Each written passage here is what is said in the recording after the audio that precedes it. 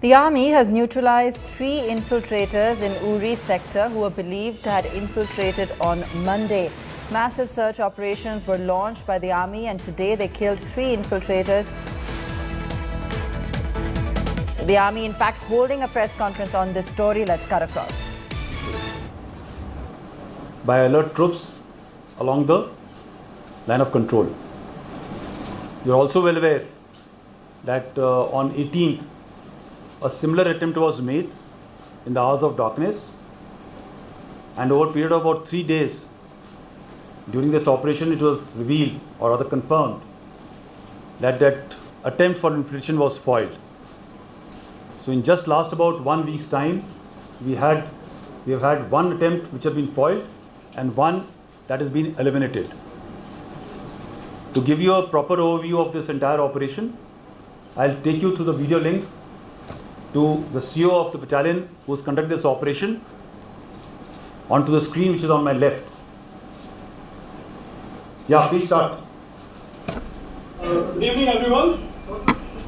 We had been receiving various inputs about Pakistan's attempt to carry out infiltration on line of control. Necessary countermeasures on the line of control had been taken, which included enhancing surveillance and carry out some precautionary deployment. On the morning of 23rd September, that is today morning, early hours, at around 0600 hours, our troops deployed on line of control spotted 3 individuals crossing over to own side of line of control, followed by 2 more which were slightly behind. On being challenged, there was a firefight in which 3 terrorists have been neutralized, and the recoveries from them as follows: 5 AK series rifles, 7 pistols, 1 revolver, 5 AK series magazines, 24 UBGL grenades, 38 Chinese grenades, 7 Pakistani hand grenades, rupees 35,000 Indian currency, rupees 10,300 Pakistani currency, and some eatables. Thank you. So as is quite evident that the attempt for moving in, sending across warlike stores focused on the pistols and grenades is a norm. I'll now request Mr. Vijay, IGP Kashmir, to give the rationale and the impetus why the Pakistanis are sending such kind of warlike stores across into Kashmir.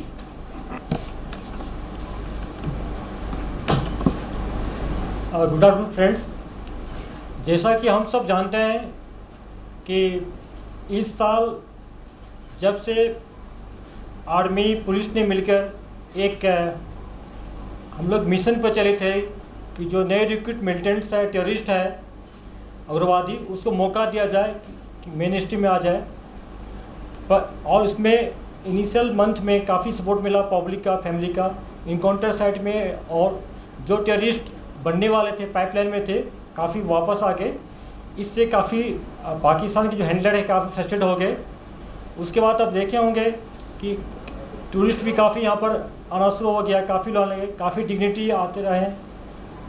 More than 300 MP लोग यहाँ visit कर चुके हैं, काफ़ी honourable ministers visit कर रहे हैं, काफ़ी दूसरे स्टेट के काफ़ी लोग आ रहे हैं। और जो गिलानी का रिसेंटली डेथ हुआ है उसमें लोगों ने जो मैच्योरिटी दिखाया है, जो पीस ये दिखाया कि उसको पीस चाहिए उनको, क्यों पीस से ही डेवलपमेंट होता है। इन सारे फैक्ट्स के बाद पाकिस्तान के हैंडलर काफ़ी फ्रस्ट्रेट हो गए और ये पिछले कई महीने से फ्रस्ट्रेट होते आ रहे हैं पूरा। इसके चलते इन्होंने एक मॉडस एम्प्टी अपनाया, जो इनोसेंट सिविलियन है उनको पिस्टल से फायर करके मारा जाए। जो पुलिस वाले, आप लोग ट्रेंड देखे होंगे, इस साल जितना भी पुलिस पर अटैक हुआ सारे पुलिस वाले अनआर्म थे, या कोई छुट्टी पर था, क्या कोई ड्यूटी पर से बाहर जा रहा था, लेकिन बिना हथियार वाले पुलिस वाले पर अटैक करके मारा गया। और 85% इंसिडेंट में पिस्टल यूज किया गया है। पिस्टल को कैरी करना इजी होता है, कंसील करना इजी होता है, भीड़ भाड़ में जाके अटैक करके भागना इजी होता है। इसलिए पाकिस्तान ने एक मॉडस ऑपरेंडी अपनाया है कि पिस्टल को यूज करके और एक किलिंग करके, इनोसेंट किलिंग करके, चाहे सिक्योरिटी फोर्स का आदमी हो, पुलिस का हो, सिविलियन हो, चाहे और कोई भी हो, इनोसेंट आदमी किसी को बताता है कि इन्फॉर्मर है, जबकि इन्फॉर्मर नहीं होता है। अपने क्राइम को लीगलाइज करने के, रेशनलाइज करने के लिए बोलता है कि इन्फॉर्मर है, जबकि इन्फॉर्मर नहीं है। ये लोग अटैक किया जा रहा है। और आपको मैं एक फैक्ट बताना चाहूँगा, अभी तक इस साल जनवरी से लेकर अभी तक 23 सितंबर तक 97 पिस्टल, आज के मिला दे तो 97 पिस्टल रिकवरी हुआ है। ये शो करता है कि पूरा पाकिस्तान का ये एजेंडा है कि मैक्सिमम नंबर ऑफ पिस्टल को यहाँ पर पंप किया जाए, हैंड ग्रेनेड को पंप किया जाए। आप जितना भी देखते हैं कि हैंड ग्रेनेड थ्रो होता है सिविलियन पर भीड़ भाड़ इलाके में, उसमें काफ़ी सिविलियन भी जख्मी हुए हैं। तो ये इनका मोर्चबंदी है, यहाँ पर आतंक का एक वातावरण, एक फेयर एक एनवायरनमेंट पैदा किया जाए जिससे कि टूरिस्ट नहीं आ सके, यहाँ के लोगों को खुशहाली दिखाना नहीं चाहते। इनका एजेंडा है, इस एजेंडा के तहत ऐसा कर रहा है।